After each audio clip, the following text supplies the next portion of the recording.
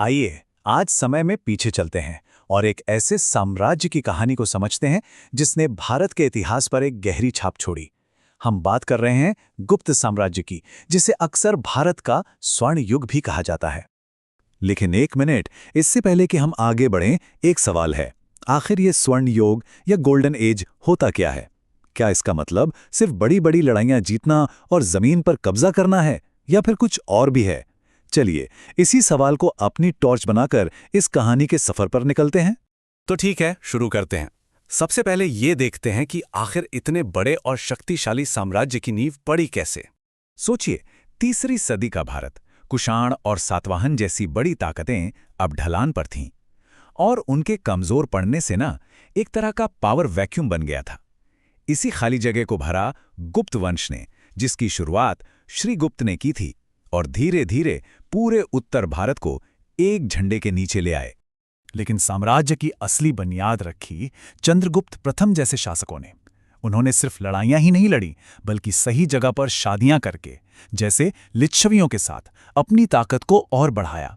और उन्होंने महाराजाधिराज जैसी बड़ी उपाधि भी अपनाई, मतलब राजाओं के भी राजा। तो इतना बड़ा साम्राज्य बन तो गया, पर सवाल ये है कि इसे चलाया कैसे जा रहा था। इसका एडमिनिस्ट्रेटिव ब्लूप्रिंट क्या था? यहीं पर गुप्तों का तरीका बड़ा मजेदार हो जाता है। देखिए, मौर्यों का सिस्टम कैसा था?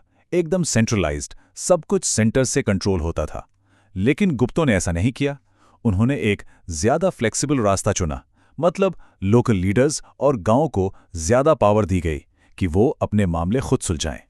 और इस डिसेंट्रलाइज सिस्टम को सपोर्ट करने के लिए एक साफ सुथरा स्ट्रक्चर था। सबसे ऊपर राजा, फिर साम्राज्य बटा था प्रांतों में, जिन्हें भुक्ति कहते थे। भुक्ति के अंदर थे जिले यानी विषय, और सबसे नीचे थे गांव, जिन्हें ग्राम कहा जाता था। एकदम ऑर्गेनाइज तरीका था पूरे साम्राज्य को संभालने का। अब जाहिर सी बात है, इतना बड़ा एम्पायर चलाने के लिए पैसा तो चाहिए। गुप्तों की कमाई का मेन सोर्स था जमीन से आने वाला टैक्स, जैसे कि भाग। ये होता था फसल का छठा हिस्सा जो राजा को जाता था, या फिर शुल्क, जो सामान के व्यापार पर लगने वाला एक तरह का कस्टम टैक्स था। देखा जाए तो एक काफी वेल ऑर्गेनाइज्ड टैक्स सिस्टम था उनके पास। चलिए अब बात करते हैं उस चीज की जो गुप्त काल को सच में गोल्डन बनाती है। जब शासन मजबूत हो और अर्थव्यवस्था अच्छी हो तो क्या होता है? कला, संस्कृति और विज्ञान सब अपने चरम पर पहुंच जाते हैं। इतिहासकार इस दौर के लिए एक बहुत ही खूबसूरत शब्द इस्तेमाल करते हैं, प्रस्फुटन, या अंग्रेजी में एफ्लोरेसेंस। इसका मतलब है जैसे कोई फूल पूरी तरह से खिल गया हो। ये वो वक्त था जब क्रिएटिविटी और ज्ञान अपने पीक पर थे, एक क्लासिकल दौर। और इसी बौद्धिक क्रांति का सबसे बड़ा सिंबल है ये जीरो। देखने में बस एक गोला है ना? लेकिन ये दुनिया के सबसे बड़े मैथमेटिकल आविष्कारों में से एक है।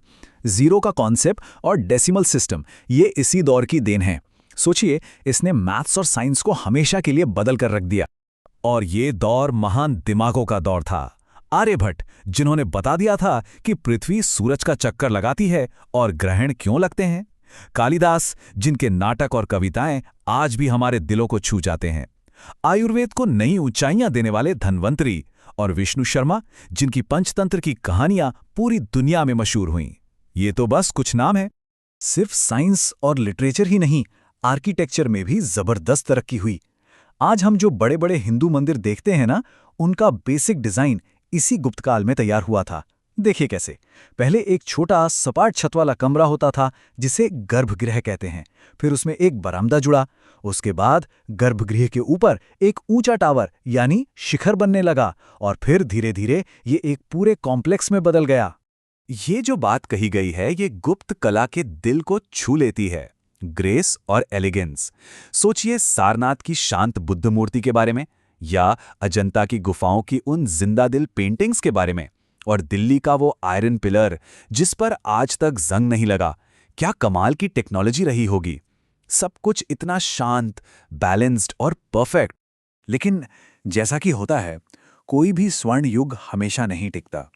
धीरे धीरे इस मजबूत इमारत में भी दरारें पड़ने लगीं।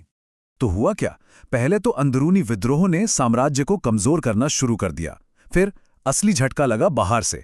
मध्य एशिया से हूणों ने लगातार हमले किए।